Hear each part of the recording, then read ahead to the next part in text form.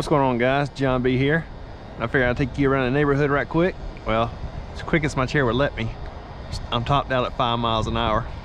But yeah, I figured everybody's stuck in the house, being quarantined, and all the Corona 2020 stuff going on. So I figured I'd get out. The day's sunny, nice weather. It's in 80s here today, so I figured I'd get out and take a trip around the neighborhood just to be out and bring you all along with me, just so you can get out with me. But yeah, I've been in this neighborhood since I was 14, so I'm 43 now, so that's a good long time. Getting ready to move out though in about a month or two. Got a new place we're going to.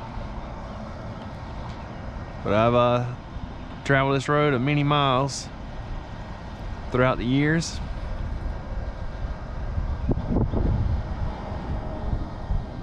Had some good friends in the neighborhood.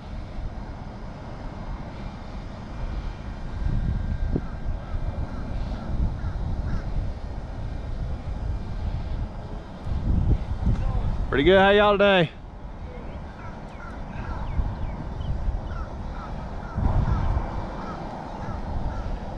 Everybody's on the quarantine, so doing the honey-do list.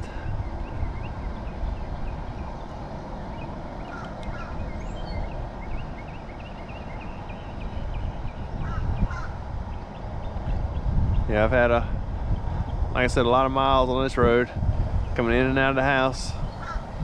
A lot of friends in the neighborhood. The house the guy was painting back there, the shutters. One of my friends throughout high school, he lived there. Spent a lot of hours at that house playing video games and hanging out. Take a left to go out of the neighborhood, but we're gonna go to the right.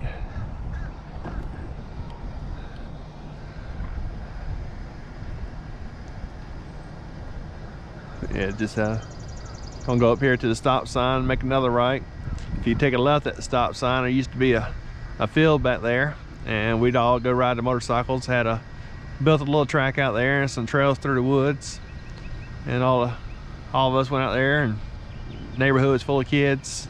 So well, let's say we were kids back then, but we'd all go hang out, ride the motorcycles back there. Now it's all houses, so kind of neighborhood's growing up quick. The neighborhood was built in the early 70s. And I think we moved here in 91 or 92.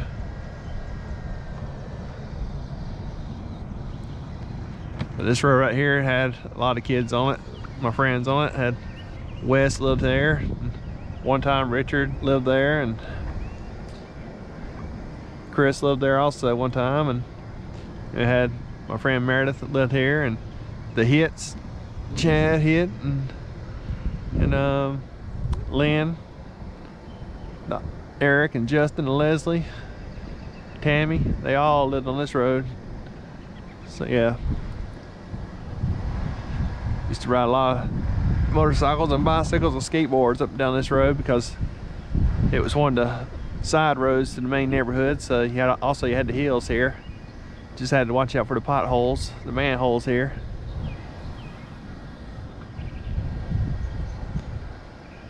It's always been a nice, quiet neighborhood.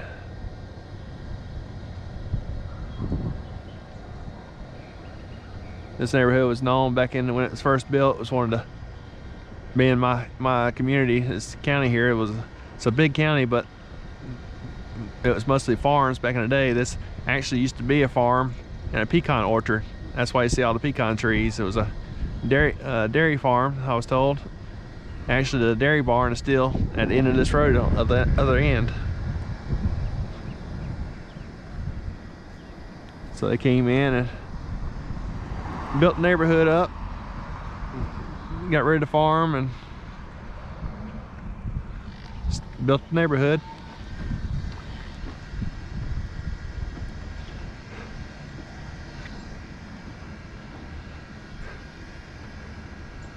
Yeah, I think that Pine View Road just came off of it.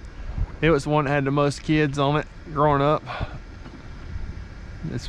And then we come out here, and this is one of the main roads that kind of loops around, as you'll see. It's the road I live on.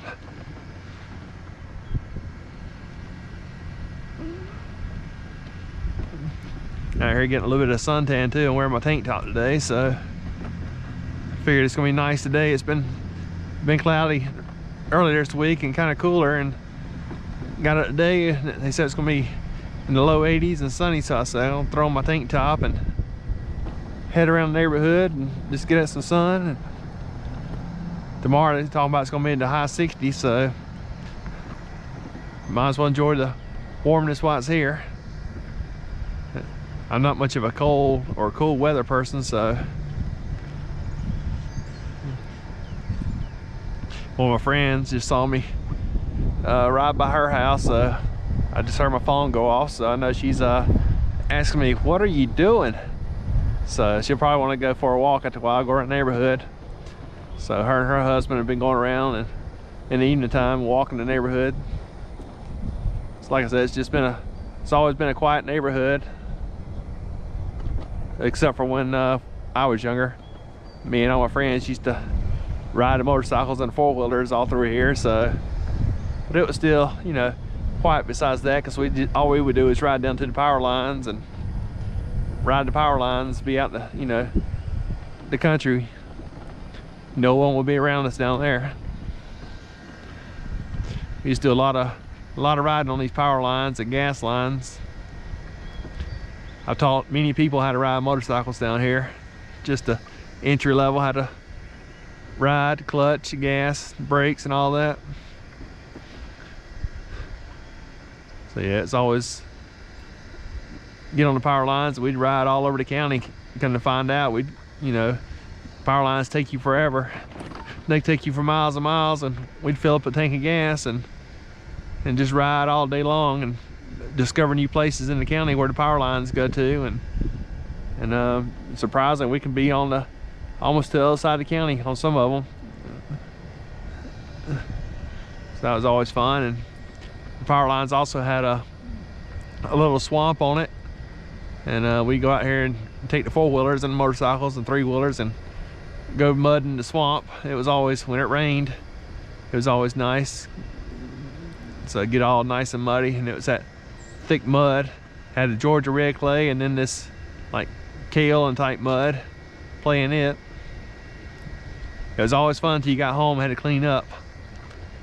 So we and also a lot of times when we come mud and the rain come around, it's always like during the colder months. And we went one day and got back to the house, and my mom wasn't letting us come in the house. It's me and some of my friends, and we had a picture taken, and Mom took a picture of us, and Mom's like, can't come in the house until you get changed and all that. So Mom came on the back porch. She had some hot water in a big old pot and pan, and big pot she had. She filled it up with hot water. Like I said, it was probably in the 40s, 30s or 40s outside. She come outside with that hot water and just poured it on top of our heads to get all the mud off of us, and we were stripped down to our underwear. And before we come in the house, so we had to soak us down with that water and rinse all the mud off of us, and before we could even come inside. Then the fun part was cleaning up the three-wheeler and four-wheelers and motorcycles. After that, had to stop here and let my chair back a little bit, because this hill, I don't know how steep it looks on the GoPro, but it's a little steeper for my balance. You never knew back in the day who was going to top that hill, so I always stayed on the far side of the road. Looks like we got a car here coming through.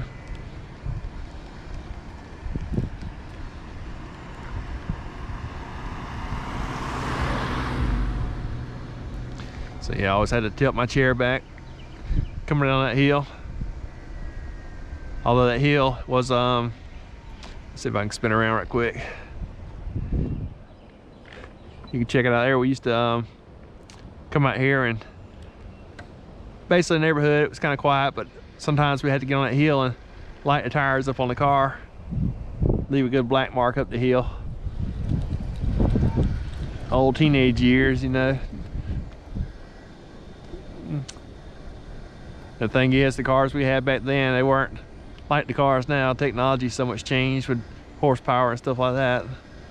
So we thought we were doing good with a 225 horsepower car. Now my minivan's got more than that. So yeah, take a right here and it sends you up the power lines and the gas lines. Like I said, we've had a lot of time spent back there traveling around. Somebody lost their umbrella.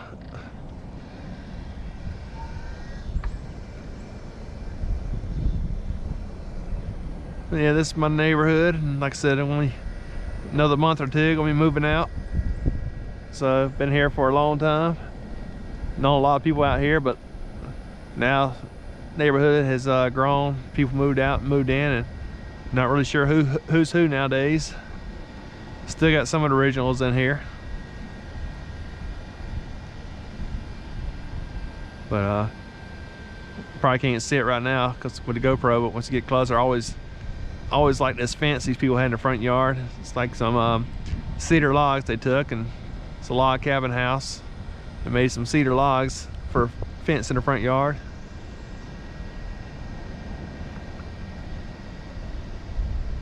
It's always been a pretty place to me. Something you can see on a pond somewhere or a lake in the mountains, maybe. But yeah, my nephew and I normally come down here on his bicycle or hover around, but everybody being stuck at home, I hadn't seen him in a while. Kind of ready for this stuff to pass over so we can get on out and see him again. I normally pick him up from school every day, and so I'm used to seeing him pretty much every day except on the weekends. And then baseball season should be going on now, so and they always play baseball, and since everything is put to a stop right now, I don't even know if we're gonna have a baseball season, his travel ball this year. So yeah, I hadn't seen him as much as I like. He'll be turning 14 Sunday, so it's kind of crazy how fast they grow up. Just think next year he'll be getting ready to start driving me around, get his learner's permit.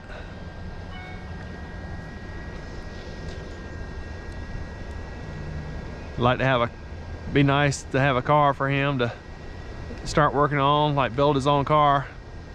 That way he can appreciate it more than just buying a car. You know, if he builds it, he take care of it more. I think that's how I was. I built my car up and took care of it. Everything I had to, you know, bought and built up. Got a dog coming to greet us here. Hey, pup. Hey. It's gonna run behind me up the hill. And this hill right here is kind of steep too. It's kind of lugging on my motors here.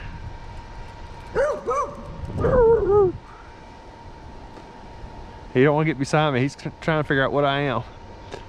He's like, I don't know about this car here. It's a little different. But yeah, this hill right here is kind of steeper than it looks. Again, got a good grade on it. It's making my motors, you can lug them down, you can hear them working a little harder. But yeah, I always enjoyed building stuff with my hands. And there's a house up here on the right. When we get it to it, I'll show it to you. But it was one of the houses I helped my dad build as I was a kid growing up. I think I was probably about maybe 10 or 11 when I helped him on this house. So basically back then I was the wood toted the wood from the saw to them building the house, framing it up and stuff, and crawling up under the house and doing the plumbing and running wires for electrical and stuff like that. So he learned how to do all that when I was a young age and enjoyed it. I basically got paid. Dad paid me, and it was learning how to, mom and dad had me learn responsibility and money. So what money I made working with him, I had to save up because that's what I had to buy my school supplies with, my clothes and stuff. So if I wanted nicer stuff, I had to save my money. But yeah, as far as building stuff, I always enjoyed I guess that's the reason why I like working with my hands, to show like a progress or something.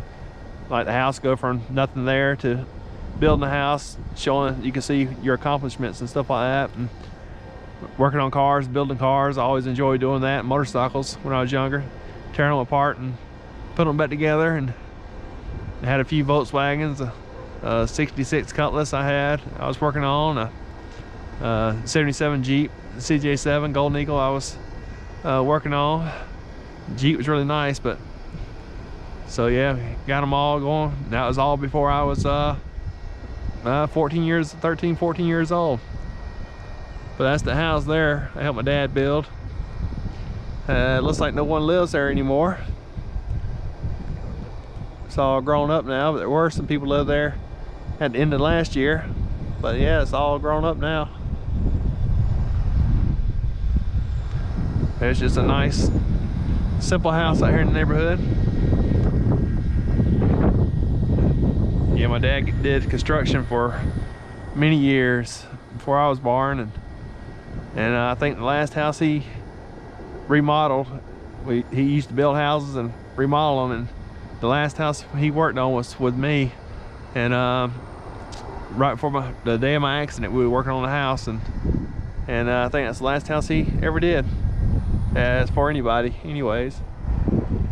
He's done for himself, but that's about you know, him at his house. But he hasn't done business wise since my accident.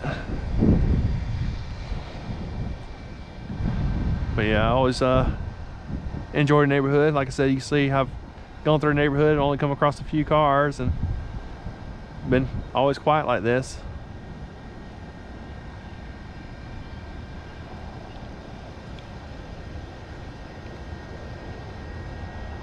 And now coming back to the little road again, side road.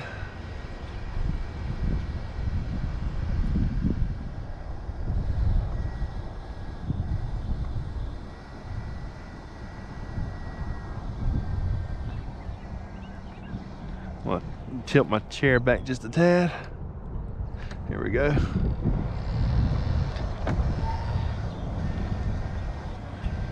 Well, this is the neighborhood.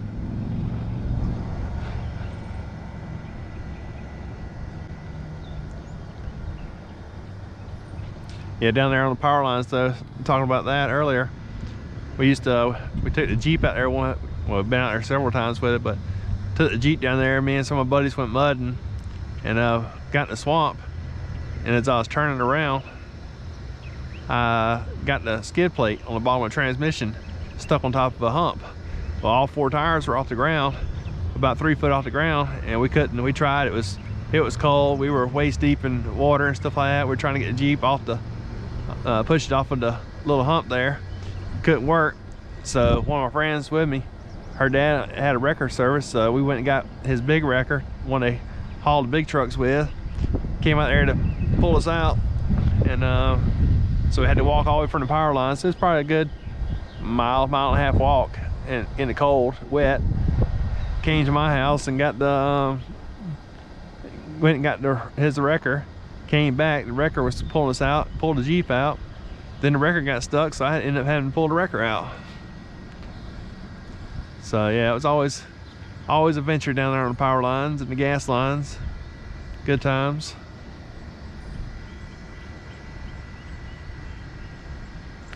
You know.